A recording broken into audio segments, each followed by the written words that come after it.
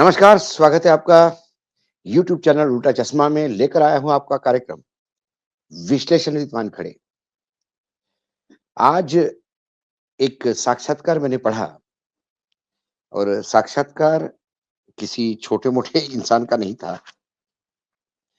एक ज़माने में अ, प्रधानमंत्री के पूर्व प्रधान सचिव और वर्तमान में राम मंदिर निर्माण समिति के अध्यक्ष नृपेंद्र मिश्रा का था। उसमें उन्होंने बताया कि बहुत जल्दी ही रामलला की प्राण प्रतिष्ठा होगी और उसके लिए प्रधानमंत्री नरेंद्र मोदी जी आएँगे, 10 दिन का उत्सव होगा। प्राण प्रतिष्ठा संत और महात्मा करेंगे। उसके बाद अयोध्या में लाखों लोगों का, भक्तों का तांता लगेगा। उनके अनुसार 20 से 30 सेकंड रामलला के दर्शन हर भक्त को करने को मिलेंगे।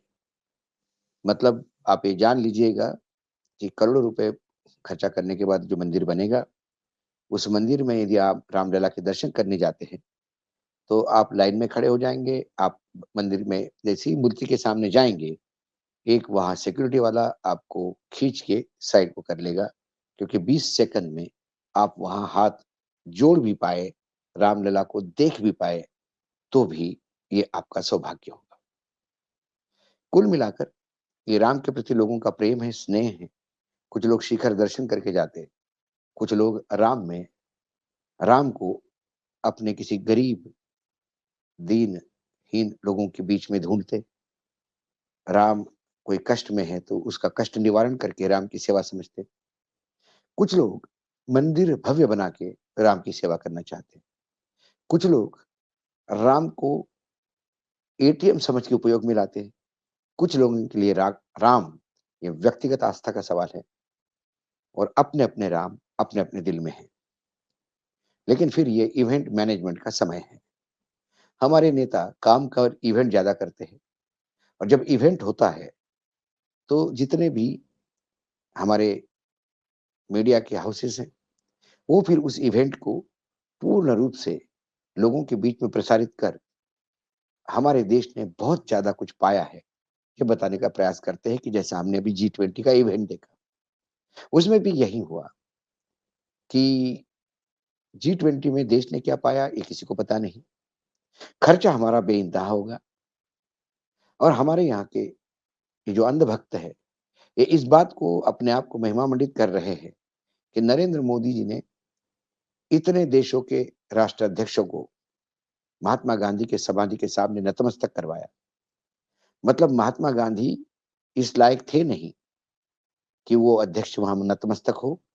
मोदी जी है तो मुमकिन है। मोदी जी की वजह से वो महात्मा गांधी को समझ पाए या वहाँ जा पाए। इन मूर्खों को कौन समझाए?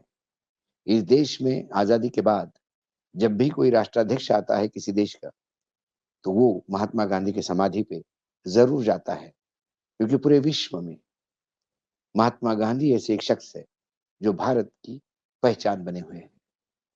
जहाँ इंसान बसता है, वहाँ महात्मा गांधी का नाम है।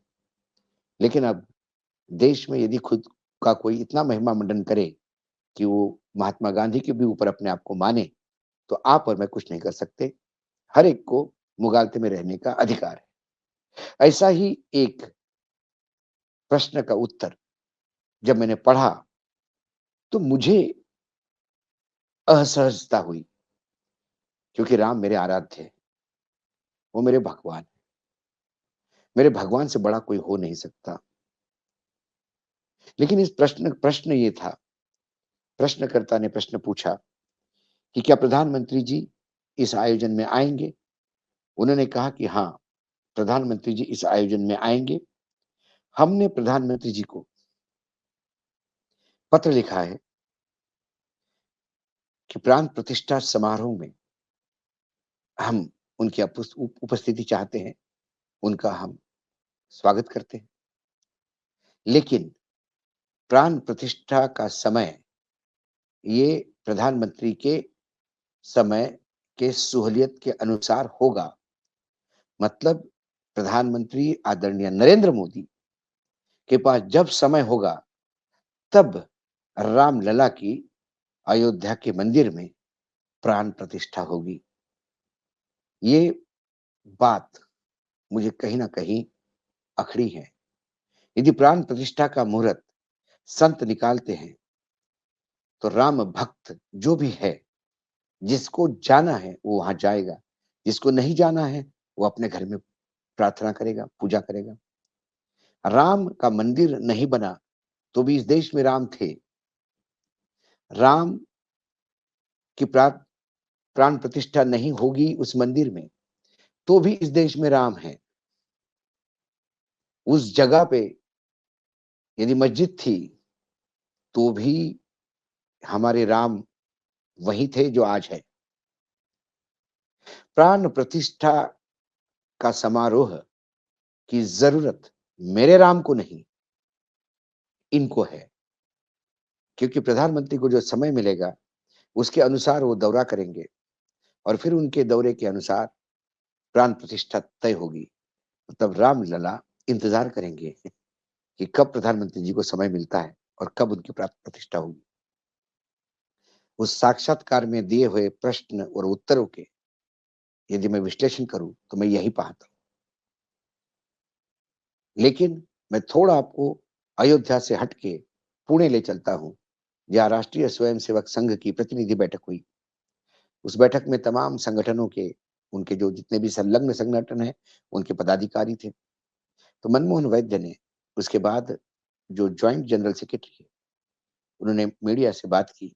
तब उन्होंने कहा मणिपुर के बारे में कि मणिपुर की स्थितियाँ ठीक नहीं हैं। वो कहते हैं कि Manipur the situation in Manipur is worrisome. मतलब मणिपुर की स्थितियाँ चिंताजनक है, but government need to take decision. लेकिन सरकार को डिसीजन लेना है या डिसीजन सरकार को ही लेनी होगी। कौन से सरकार को?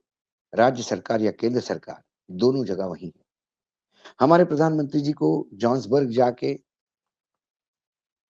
मीटिंग में भाग लेने का समय है। हमारे प्रधानमंत्री जी को G20 के लिए समय है। हमारे प्रधानमंत्री जी को चुनावी रैलीज़ के लिए समय है। हमारे प्रधानमंत्री जी को मन की बात करने के लिए समय है। हमारे प्रधानमंत्री जी को हर देश में चलने वाली वंदे भारत एक्सप्रेस को हरी झंडी दिखाने का समय है। हमारे प्रधानमंत्री को हर एक के लिए समय है। अमृत महोत्सव में विशेष संसद सत्र आयोजित करने का समय है। लेकिन हमारे आदरणीय प्रधानमंत्री जी को हमारे ही देश का एक जलता हुआ राज्य मणिपुर, उसके लिए समय नहीं। आज मणिपुर को जलते हुए 3 मई से जून, जुलाई, अगस्त, सितंबर 4 महीने हो गए और अक्टूबर में हमने प्रवेश कर लिया है। तो करेंगे अभी।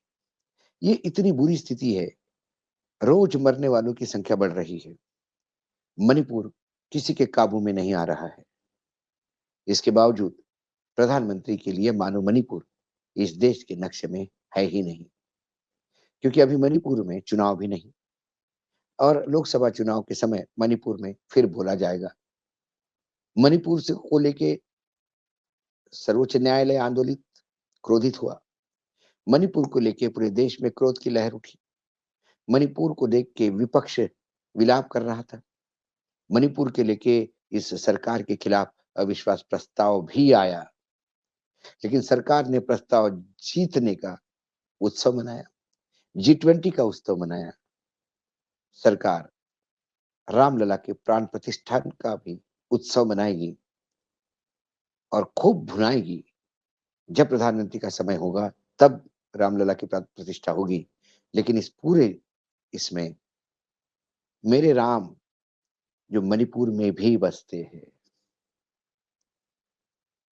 आज वो असहाय है, आज वो दुखी है, क्योंकि उनके ही बच्चे एक दूसरे को मार काट रहे हैं और नेता जिनको कुछ कहना है, वो शांत तमाशा देख रहे हैं।